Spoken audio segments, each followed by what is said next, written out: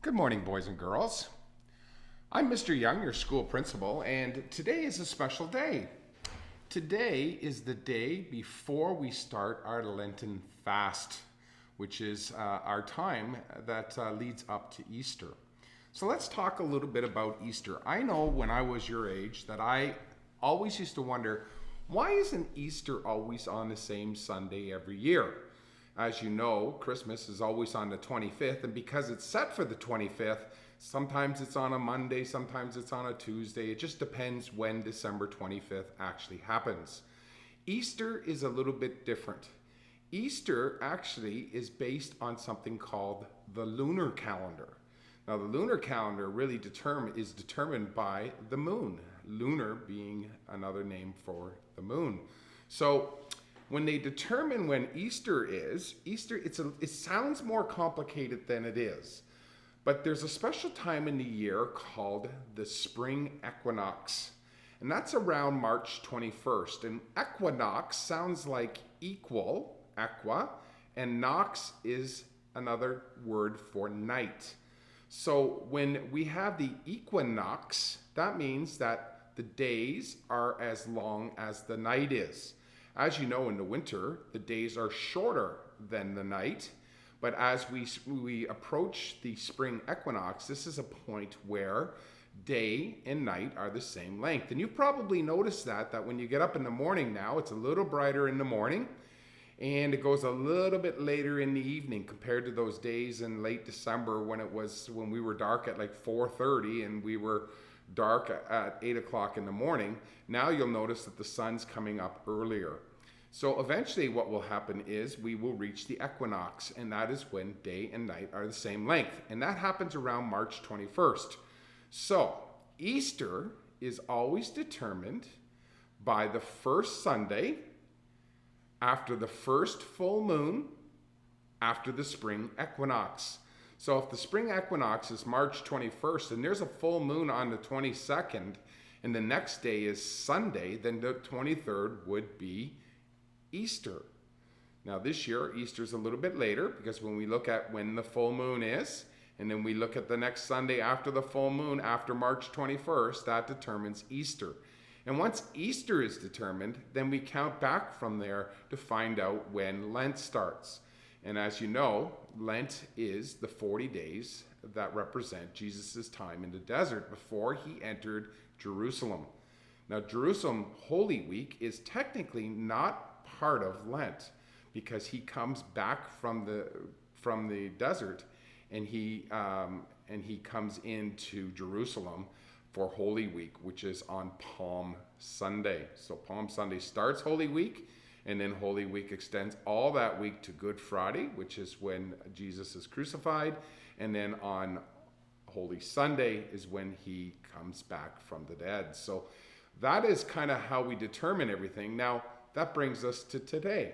So today is the day before Lent begins, which is called Pancake Tuesday, or you might hear it called Shrove Tuesday, or you might even hear it called Mardi Gras. And all three of these things really mean the same thing. So, if you were preparing to fast, or you were preparing to not eat or drink like you normally do for a long period of time, what would you do? Well, you'd probably prepare by eating a big meal.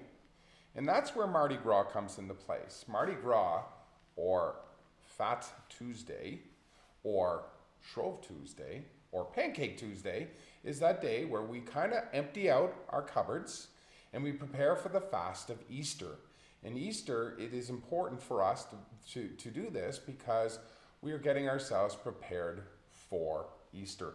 And that's what we're going to do today. We're going to talk a little bit about what Pancake Tuesday means and where it came from.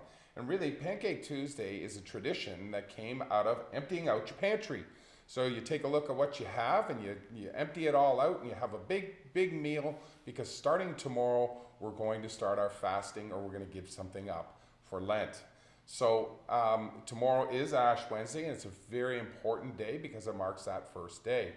The reason why this was called Shrove Tuesday was because Shrove Tuesday, the word shrove comes from the word shriven, which was the day that your sins were shriven. And that was a time when everybody used to go to church on Shrove Tuesday, and you would go and you would have your sins absolved. So what you would do is you would ask the priest to forgive you for your sins and prepare you for the Lenten season. And that's exactly why it's called Shrove Tuesday. Now it became known as Mardi Gras, and it became known as Fat Tuesday because of the tradition around maybe being a little excessive on the Tuesday or the week leading up to the Tuesday of before Lent. So I have a number of things that I brought today. Most of you are aware that on Pancake Tuesday we make pancakes. So I have decided to make pancakes for our staff that are here at the virtual school. We have just a few of us here today. Most people are working from home.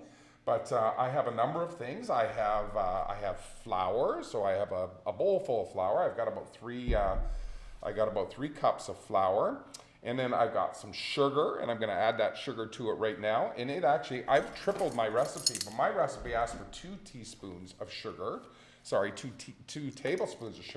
and I'm actually going to add 6 because I have tripled my recipe. So there's 2, 3, 4,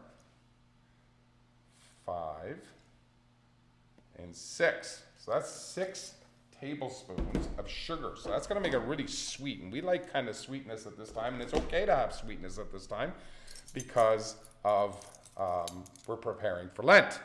So now I have baking powder. Now baking powder is something that makes the pancakes very fluffy.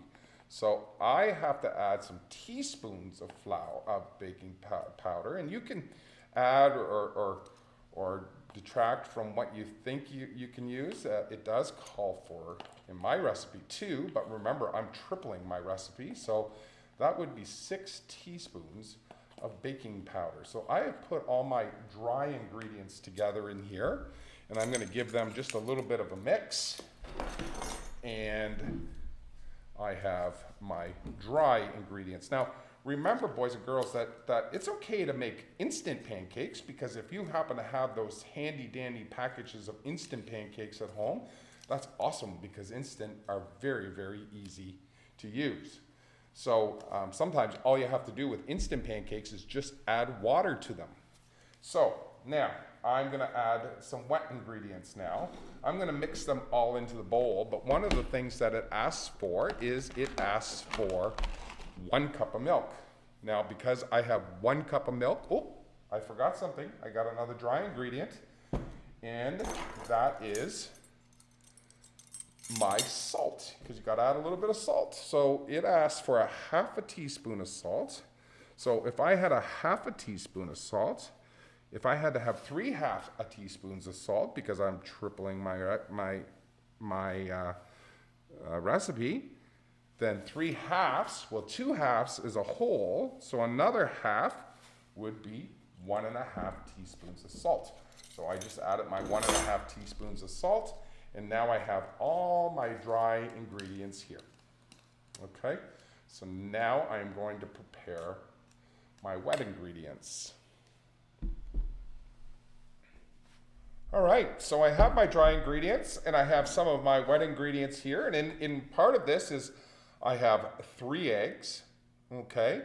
And I also have some oil that's in this. Now, oil is a question of what you like. It does call for 2 tablespoons of oil. So if you had to make 3 times that, it'd be 6 tablespoons of oil. So we have eggs and oil, and then what else we're going to do is we're going to add some milk.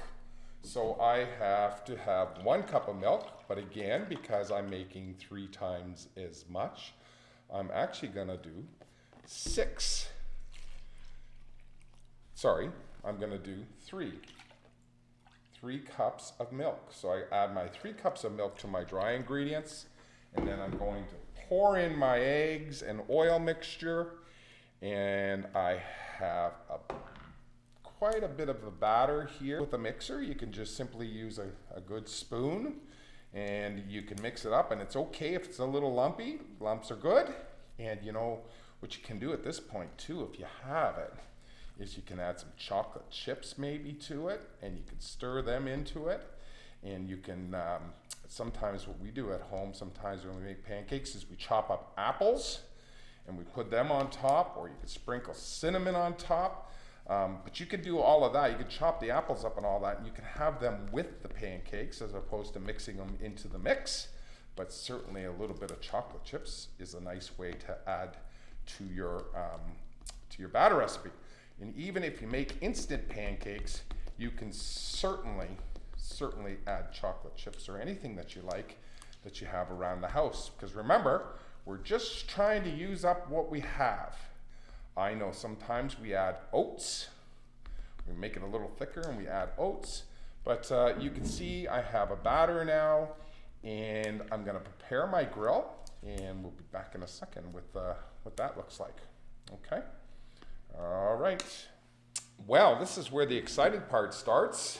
So what I'm going to do now is I have my batter ready, and I have a hot grill. Now this is where you should be having your parents give you a hand with this, and they, you can help with the mixing and all that kind of stuff. But with the hot grill, it's important that you have a parent nearby that's going to help you. You can have a grill like this. You can do it in a pan on top of the stove.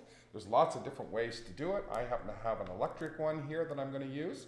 So I'm just taking a little ladle full of pancake mix, and I'm going to put it onto my hot grill and form a little circle out of it. Now I can, because of the size of this grill, I can probably do 4 of these. You have to be careful though, because they do get a little bit bigger as they sit on the grill, but they don't take long to cook depending on how hot your grill is. So I'm going to try for 4. Okay. And you can see, it's a little hard for you guys to see, but the pancakes will start to bubble a little bit, and you'll see that as they're cooking, they start to bubble. And I like to use my little spatula here to just kind of lift up the edges when it starts to cook a little bit more. So I'm looking for the bubbles. The bubbles are happening, and what I'm going to do is I'm going to try to get under it a little bit and just see, because this is sometimes the hardest part, and people get a little frustrated with the part of flipping the pancakes. But they are pretty easy to do, and they're kind of fun to do, and we know it's even funner to eat them. But let's take a look if this first one is ready. So I'm going to just loosen it a little bit, and then I'm going to give it a flip. And sometimes you got to clean up the edges a little bit. And you can see, I'm going to take a little video of it here too, so that you can see what it looks like. But here's what my pancakes look like above. See how they're kind of bubbling a little bit. And if I can do this with one hand, I'm going to just see if they're free. See, you can see they don't take very long to cook. I'm going to move this one over a little bit. And then this one here, kind of hard to film and flip at the same time, but see how that one flipped? So I got that one, and then I got another one over here. So I'm going to just give this one a flip. Oh, that one maybe cooked a little too long. Starting to get a little brown. That maybe was Mr. Linares' pancake right there, that one. And then we flip this one like this. So there you go. And that's how you do it. So you can flip away. You can see I got lots of batter left, so I can make lots of pancakes. And everybody will be fed nicely here. And the other thing that you get to do is you get to have syrup on it. I know I like pure syrup, so I happen to have some syrup that actually is 100% pure maple syrup, and I'm sure that our people here will like them. See how as I flip that, and you can see, and you can enjoy. So that's pretty neat. So just a couple of things, as these things are just finishing up, and I'm finishing up with this, let's just remember that tomorrow, being such a special day, is the first day of Lent. So as we move into Lent, there's 3 things that we got to remember that we do during Lent, and one is that we fast. Now, fasting doesn't mean you starve yourself. It doesn't mean that you don't eat things and that kind of stuff. But sometimes what we do is we like to fast by giving up something that maybe is special to us. And sometimes we'll give something up. And then a second part of the Lenten season is something called almsgiving. So almsgiving is the process in which we actually donate and help out some people that need our help. Sometimes that's through money, but it can also be through acts of kindness. Like maybe you might want to go shovel your neighbor's driveway or something. That would be an act of kindness that we do during the Lenten season. And the third thing that we do is we pray a little bit more. So prayer is extremely important during the time of Lent.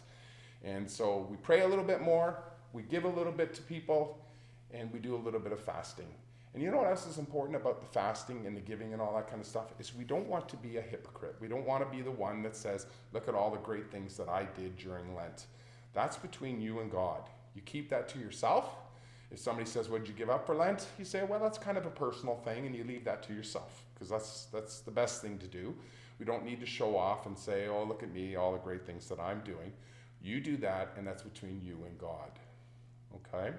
So tomorrow is Ash Wednesday. We look forward to entering the Lenten season. Have lots of pancakes today and enjoy yourself. And we'll be in touch, and we'll see you. Have a great Lenten season, and have a fantastic Pancake Tuesday, Shrove Tuesday, or Mardi Gras, or Fat Tuesday, whatever you want to call it. Okay? Take care, boys and girls.